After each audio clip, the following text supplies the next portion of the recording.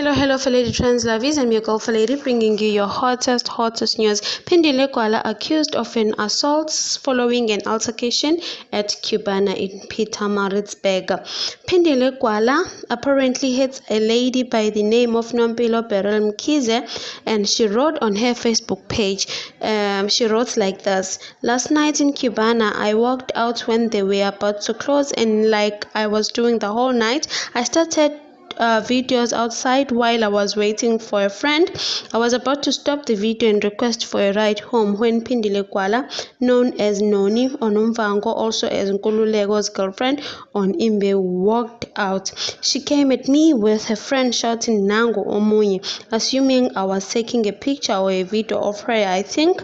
She grabbed my phone from my hand, went to my gallery and deleted the first video she found. Her friend kept shouting out and I was still confused by that when Phindile smashed my phone."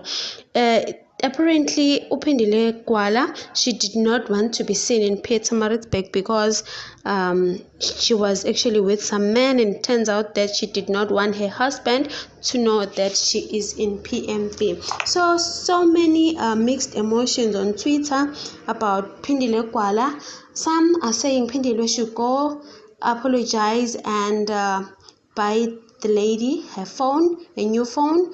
Others are saying same energy, Phindile Gwala must be arrested for this.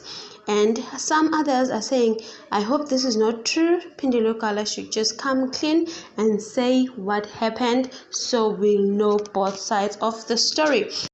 Guys, just leave a comment below as what you feel about this. As you can see, I actually attached everything above in this video. Thank you guys for watching. I'm out till next time. Love you.